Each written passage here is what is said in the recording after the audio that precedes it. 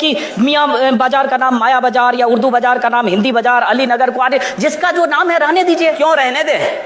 नहीं, मैं क्यों रहने दे? इसका तर्क मैं जानना चाह रहा हूँ। क्यों रहने दे? हम जानना चाह रहा हूँ इसका तर्क। कोई तर्क ये है कि यह देश पहले वह माया बाजार था, औरंगजेब के समय मियाँ बाजार हो गया। हमने कहा नहीं, इसको फिर से माया बाजार करो।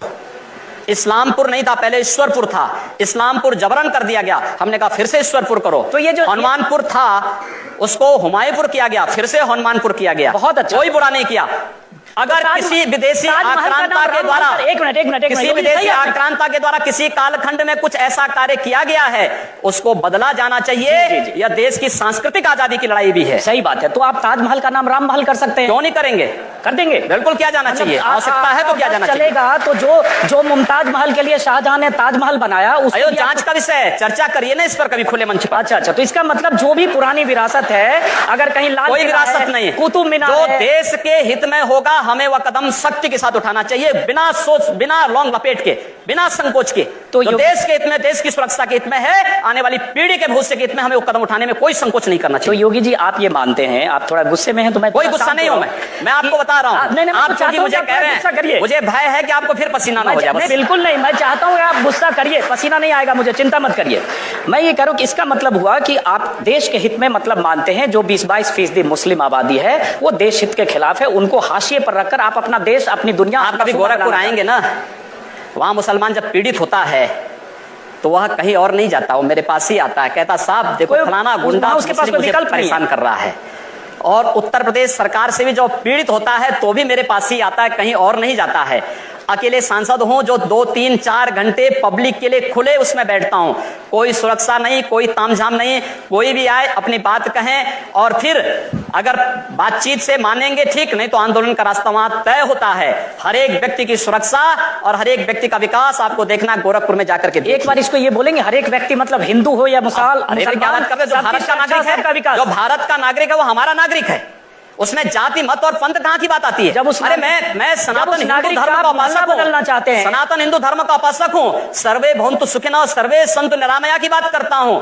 मैं किसी मत और मजहब का विरोधी नहीं, लेकिन जो भारत का विरोधी है मैं उसका विरोधी हूं। सर वो कोई भी हो, मैं उसका विरोधी हूं। योगी जी ठीक है, तालियां बजाइए आप लोग। योगी जी, उर्दू बाजार को हिंदी बाजार बताना या बदलवा देना, उर्दू हमारी पहचान हिंदी से है या उर्दू से? मैं आपसे पूछना चाहता हूं। आप फिर मुझसे उर्दू में ही पूछ। मेरी भाषा हिंदी है, मैं उर्दू नहीं जानता हूं। तो फिर वहां के लोग भी हिंदी जानते हैं, मैं जानना हिंदी के नाम पर क्यों ना नाम रखें? सर सवाल तो मैं पूछ रहा हूं, जवाब आप देंगे। जिस दिन मैं आपकी तरह यहां आ जाऊंगा चुनाव लड़ने तो आप मुझसे पूछ लीजिएगा, आज मेरा दिन है। तो मैं ये पूछ रहा हूं कि योगी आदित्यनाथ जब पश्चिमी उत्तर प्रदेश में जिस ढंग से चुनाव प्रचार में जा रहे हैं, या पूर्वी उत्तर प्रदेश में जिस ढंग से आप चुनाव प्रचार करते हैं, और जाहिर है वहां आपकी फैन फॉलोइंग भी काफी है, क्या आपके दायरे में, आपकी राजनीति में मुसलमानों के लिए कोई जगह नहीं है? क्यों नहीं है? क्यों नहीं है? शाहनवाज हुसैन मेरे सबसे अच्छे मित्र हैं। अब डॉक्टर एपीजे अब्दुल कलाम को जब माननीय अटल बिहारी वाजपेयी जी ने राष्ट्रपति के लिए खड़ा किया था, सबसे पहला सांसद था जिन्होंने समर्थन किया था। भारत का मुसलमान डॉक्टर एपीजे अब्दुल कलाम बने, शाहनवाज हुसैन जैसा बने, पहला व्यक्ति रहूंगा जो समर्थन करेगा।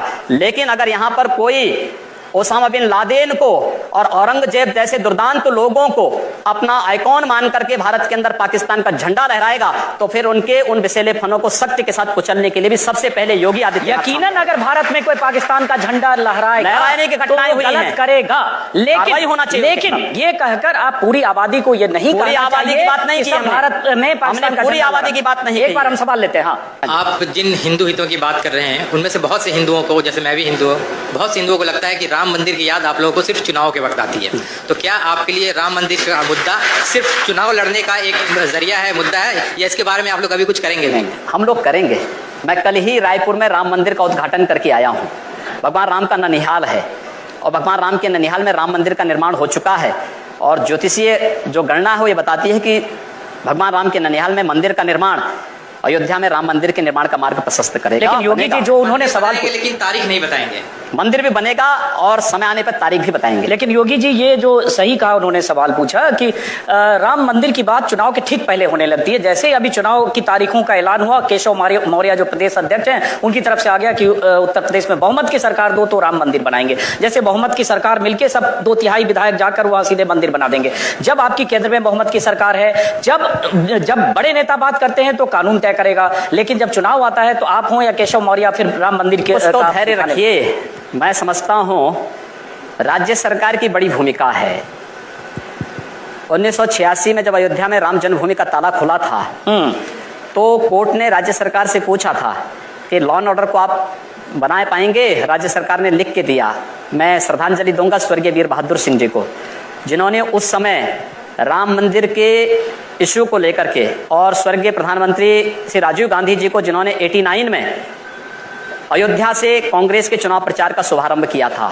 और मैं धन्यवाद दूंगा राहुल गांधी को कि राहुल गांधी अपने पिता का अनुसरण करते तो संभवतः कांग्रेस की दुर्गति नहीं होती। सवाल वो नहीं है स्वामी जी, सवाल ये है जैसे आपने कहा कि राज्य सरकार की भूमिका होती है, बड़ी महत्वपूर्ण तो एक में सुन लीजिए, राज्य सरकार की भूमिका अगर होगी तो एक अमित शाह ने जो पार्टी के राष्ट्रीय अध्यक्ष हैं उन्होंने कुछ देर पहले मैनिफेस्टो जारी किया, कुछ दिन पहले आप भी मंच पर थे। उस मैनिफेस्टो में बहुत सारे वायदे हैं, वही वायदे पूरा करते करते शायद 5 साल में पूरा ना हो, तो आप वो वायदे पूरा करेंगे जो मैनिफेस्टो में दिया, या जाकर मंदिर बनवाने जाएंगे वहां जहां कानूनी मामला कोर्ट में? मंदिर भी बनेगा और ये विकास के सारे कार्य भी होंगे। हमारा विकास कार्य जाति मत और मजहब से ऊपर उठ करके होगा, सबके लिए होगा, सबका साथ और सबके विकास की बात होगी। जब ये आप बोलते हैं ना योगी जी कि जात मजहब इन सब से ऊपर उठ के होगा, तो बहुत दिलचस्प लगता है, क्योंकि जब फिर आपके बयान पढ़ने लगते हैं तो लगता है जो आप बोल रहे हैं और